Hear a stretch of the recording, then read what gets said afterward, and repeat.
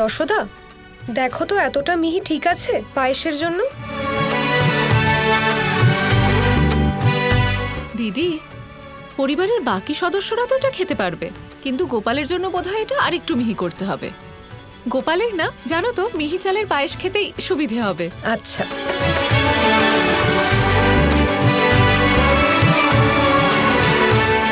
দিদি, আজ আমাদের গোপাল প্রথমবার পায়েস খাবে। পায়েস? গোপাল পায়েস কেন খাবে মা? ওর তো মাখন খেতে ভালো লাগে, এই পায়েসটা আমিই খাবো। হ্যাঁ বলরাম, তোমার ভাইয়ের মাখন খেতেই ভালো লাগে, কিন্তু যখন ও এই পায়েস খাবে তখন পায়েস ওর খুব প্রিয় খাবার হয়ে যাবে। যশোদা, আজ আমাদের গোপাল প্রথমবার পায়েস খাবে। যদি আমরা এই দিনটিতে উৎসব পালন করি আর এই দিনটিকে আরো স্মরণীয় করে তুলি। আমার তো বাড়িতে সবাইকে আমন্ত্রণ করার ইচ্ছে হচ্ছে, কি বলো? হ্যাঁ দিদি, তুমি ঠিক বলেছ, এই সুযোগে আমাদের উৎসব পালন করা উচিত। তুমি তাড়াতাড়ি সবাইকে নিমন্ত্রণ করে এসো, ততক্ষণ আমি উৎসবের আয়োজন করি। আচ্ছা।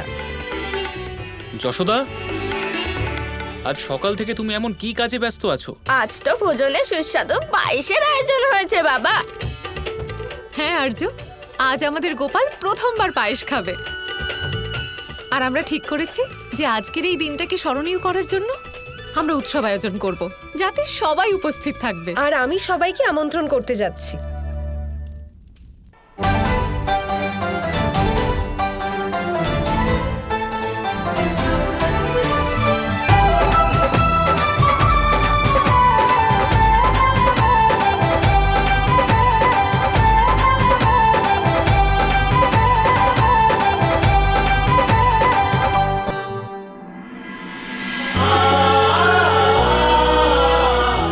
গোপাল,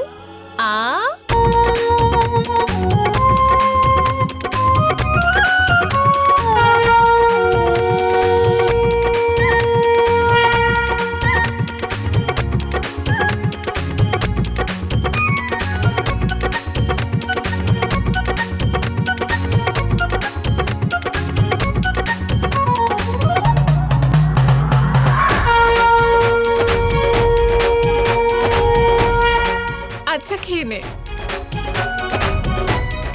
বলরাম, আমি বলেছিলাম না, গোপালের এই পায়েস খেতে খুব ভালো লাগবে। উৎসব তো সম্পূর্ণ হলো, কিন্তু এবার একটা নতুন খেলা শুরু হতে চলেছে। মহারাজ, এমন সুসংবাদ এনেছি যা শুনলে আপনি খুশি হবেন। তাহলে অপেক্ষা কিসের? বলো, কি সংবাদ এনেছ? আপনি যেমন মায়াবীকে খুঁজছিলেন, আমি তেমন একজনকে পেয়েছি। এমন এক অসুর যে জীব নির্জীব সকলেরই রূপ ধারণ করতে পারে।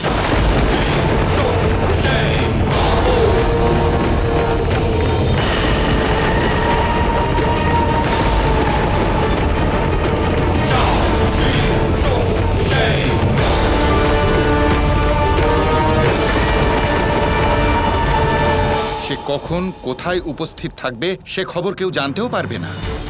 এবার ওই বালকের এই অসুরের হাত থেকে বাঁচা অসম্ভব মহারাজ, কারণ এই অসুর পুতনার থেকেও অনেক বেশি শক্তিশালী।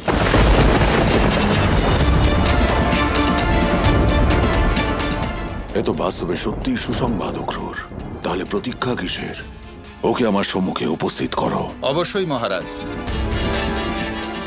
নিয়ে এসো ওকে।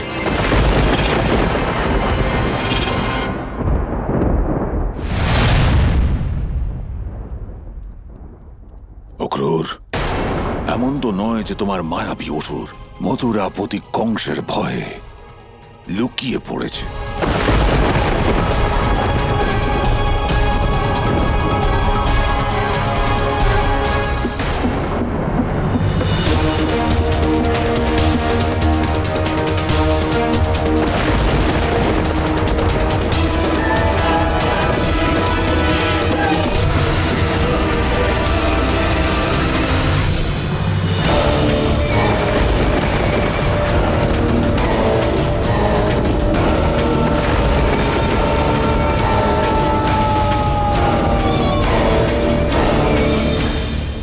মহারাজের জয় হোক। এইভাবে প্রবেশ করার জন্য আমি ক্ষমা চাইছি। আমার মনে হলো যদি আমি আমার দক্ষতার প্রদর্শন আপনার সামনে করি সেটাই ভালো হবে। মায়াবী অসুর, কি নাম তোমার? আমি হলাম সপ্তাসুর, আপনার সেবায় হাজির। সপ্তাসুর, আমি তোমার এমন ক্ষমতায় প্রসন্ন হলাম। ধন্যবাদ মহারাজ। আমি জানি যে আপনি আশেপাশের সমস্ত গ্রামবাসীদের বলেছেন যে দেবকীর অষ্টম সন্তানকে খুঁজে আপনার সামনে নিয়ে আসে, কিন্তু মহারাজ গোকুলে তো আনন্দ উৎসব পালন হচ্ছে, ওদের দ্বিগুণ কর দেওয়ার কোনো ভয়ই নেই। এটা কি করে সম্ভব মহারাজ?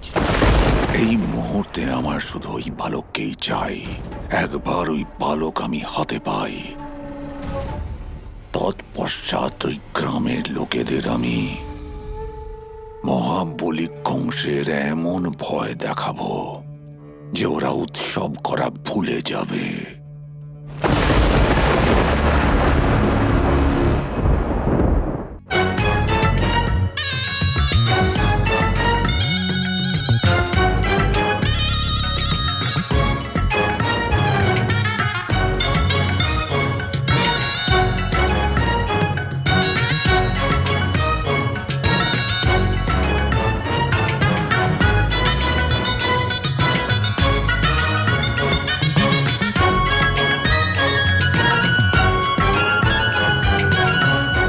এটা তো দিনের বেলায় বানানো আধ শুকনো কলসি। তুমি কি এগুলো শুকোতে এনেছো? দাদা, আপনাকে এইগুলো ভাঙতে হবে। কি, কলসি ভাঙতে হবে? হ্যাঁ দাদা। এ আবার কেমন খেলা ভাই? তুমি কি চাও যে আমি বকা খাই? আরে দাদা, আপনি কেন এত ভয় পান? এটাকে ভয় বলে না ভাই, সাবধানতা বলে। আমি কেন শুধু শুধু এই কলসিগুলো ভাঙবো? দাদা, আপনি আমার থেকে বড়, আমার জন্য এটুকু করতে পারবেন না? ভাই, তুমি আমাকে মায়ের কাছে মার খাওয়াবে। দাদা, আপনি মার খাবেন না। সত্যি মার খাবো না আমি? হ্যাঁ সত্যি। আসুন, এবারেই কলসিগুলো ভাঙুন।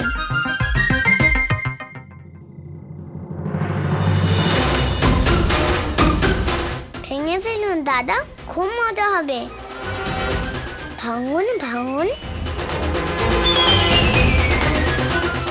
আরে ভাঙুন না।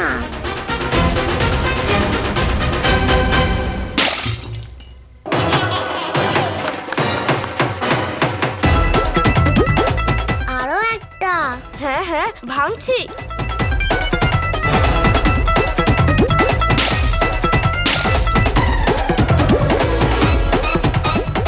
বাহ দাদা, আপনি তো দেখছি খুব সাহসী।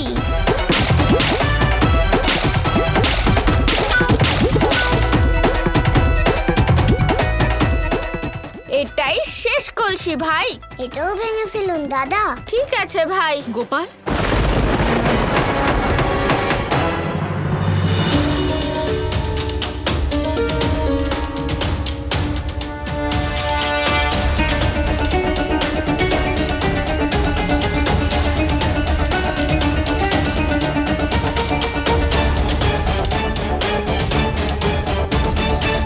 গোপাল, বলরাম, এসব কি হচ্ছে?